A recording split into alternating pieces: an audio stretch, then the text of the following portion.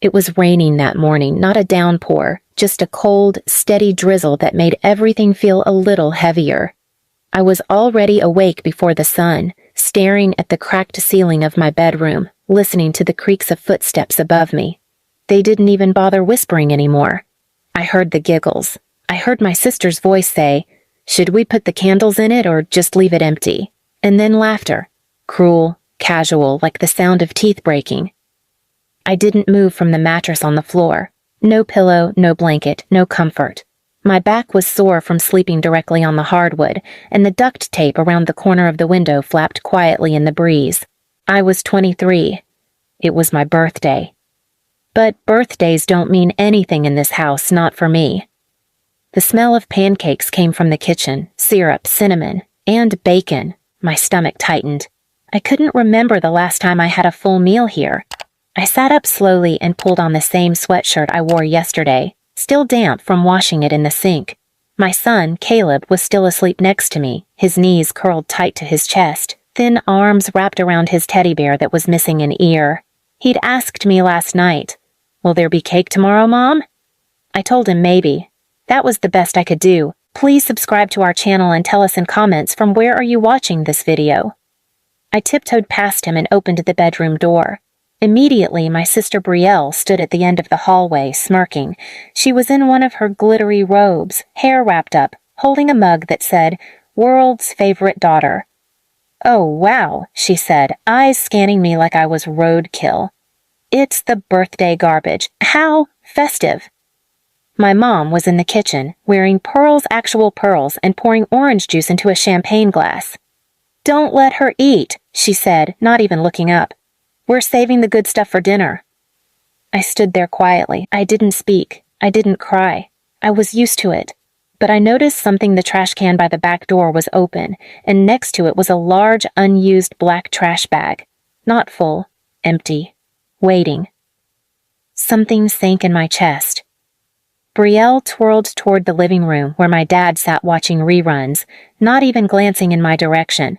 I looked around for a plate, a piece of toast, a corner of an egg. There was nothing. "Go outside and sweep the porch," my mom said flatly. "It's not like you're doing anything useful inside." So I did. The broom had a cracked handle, but I gripped it tight. The front porch was already clean, but I swept it anyway. I counted the strokes. 1, 2, 3, 27. That's when the door creaked behind me. I turned, and there they were, Brielle, Mom, and Dad. My father was holding something behind his back. My mother was smiling in that way people smile when they're about to hurt something and call it discipline. "It's a family tradition," Brielle said sweetly. "You always said you wanted to be included." The rain had stopped, but the ground was soaked. They stepped onto the porch and surrounded me. My stomach twisted. My brain screamed, "Move!" But I didn't. My father pulled out the black trash bag. "Get in," Mom said. I thought she was joking. I stared at her. My mouth opened, but no sound came out. "Do you want us to do it for you?" Brielle snapped. "We'll shove you in ourselves." They backed me into the porch railing. My body froze. I could smell the chemical scent of the plastic bag. I looked to my father, hoping for something, some flicker of guilt. There was nothing. "Oh, strip," Mom added coldly. "It's your birthday. We want you to feel new. Clean slate, right?" "No," I whispered. "I said," she hissed, "strip." I didn't, so Brielle lunged. She yanked at my sweatshirt while my dad held my arms. My legs kicked. I tried to scream, but the sound was eaten by the rain-slick wind. And when I looked through the window beside the porch, I saw Caleb standing at the edge of the hallway, holding his bear. He saw me. They stuffed me in the trash bag. My knees scraped against the floor. The smell of mildew and plastic filled my lungs. My mom tied the top halfway so I could breathe, not for mercy, but because she wanted me to hear what she was going to say next. She leaned down, her lips close to my ear. "You're looking good there," she whispered. And then they dragged the bag down the porch steps. The cold soaked through the plastic. I could feel gravel under my knees, wet leaves stuck to my skin. They left me next to the green garbage bin at the end of the driveway. Like compost, like meat gone bad. A car passed. I held my breath. The wind moved the bag a little. The knot at the top was loose enough that I could see through a tear near my eye level. They went back inside. I lay there, soaked, shaking, bare. Caleb ran to the window and pressed his hand against the glass. He was crying. And something inside me, something I had buried deep for years, snapped. Not fear, not grief. It was fire. They didn't know it yet. But that trash bag? That was the last time they'd ever put me anywhere. Because when I stood up, when I peeled myself from the filth they threw me into, I wasn't just crawling back into the house. I was coming back for everything they'd ever built. I didn't go back inside. I didn't even look back at the house as I walked, barefoot and soaked, to the edge of the neighborhood. I waited until I was far enough down the hill that the porch lights disappeared behind me. A neighbor saw me, Mrs. Hadley, the woman with the ceramic frogs in her yard. She opened her door a crack, saw me in that torn trash bag, and slowly closed it again. No one helps girls like me, especially not the ones their own families put out with the garbage. But I wasn't looking for help. I was looking for silence, strategy. That night, I found an abandoned trailer half a mile out behind an overgrown gas station that shut down before Caleb was born. I broke in through the side. It smelled like old fuel and loneliness, but it was dry. I wrapped Caleb in my sweater, held him close, and whispered stories to him until he fell asleep. I didn't sleep. I thought. I planned. I remembered everything they said to me growing up, every word my mom threw like knives, every time my dad said I was a waste of skin, every smirk Brielle gave me when she got a new coat while I wore holes. And then I remembered what they cared about most: appearance, legacy, their precious reputation. So I started small. I walked back into town the next morning, found the thrift shop where I used to volunteer before they banned me at my mom's request. I offered to clean their warehouse in exchange for a backpack and a prepaid flip phone. The owner, Lorna, looked at me like I was dirt until I scrubbed every square inch of that place spotless. She gave me the phone. I used it once to make a call to a number I wasn't supposed to know. Uncle Greg, my mom's brother, the one who'd been cut off from the family for reasons they never explained. He answered after 2 rings. "You sound like your mother," he said, flat. "I'm not," I told him. "That's why I'm calling." There was a pause, then a sigh. "You finally ready to talk about what she did to you?" I was. I told him everything. The trash bag, the years before it, the way she raised me to be the scapegoat so Brielle could be the golden girl.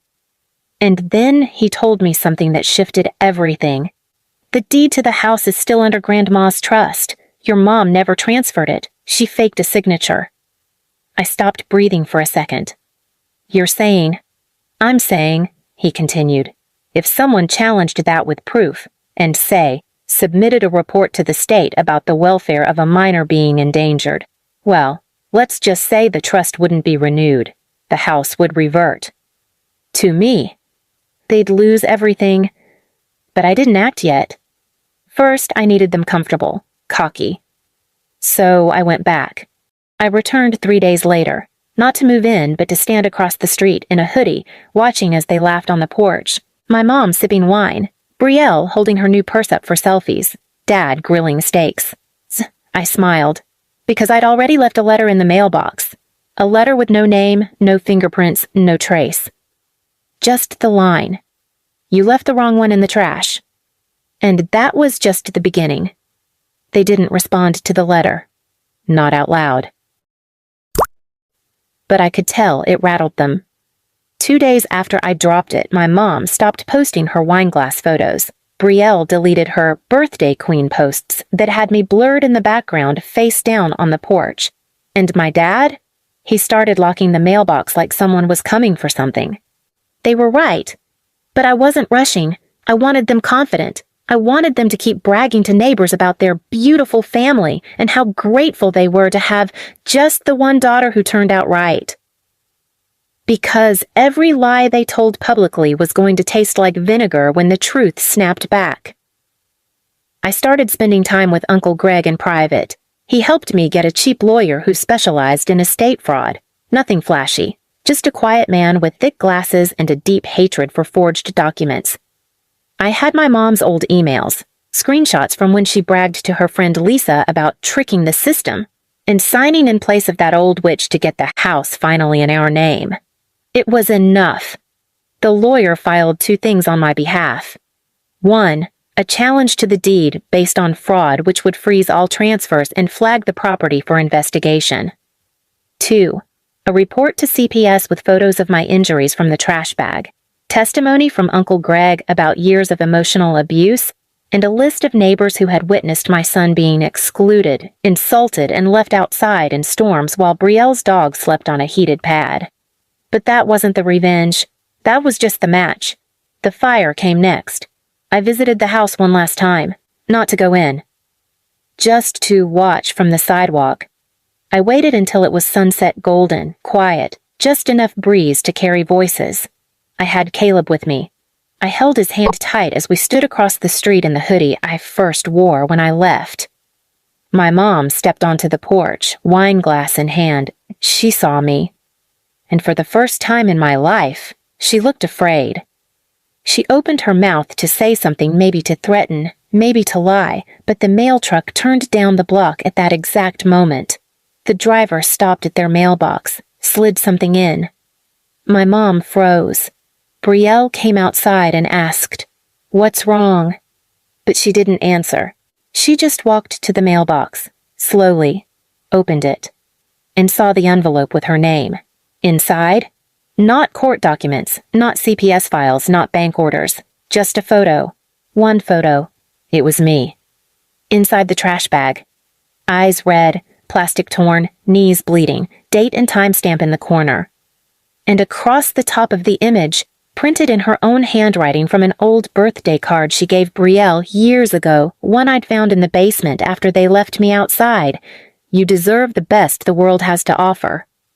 I had copied her exact writing style and pasted it over that photo, because now the world would see what she thought the best looked like.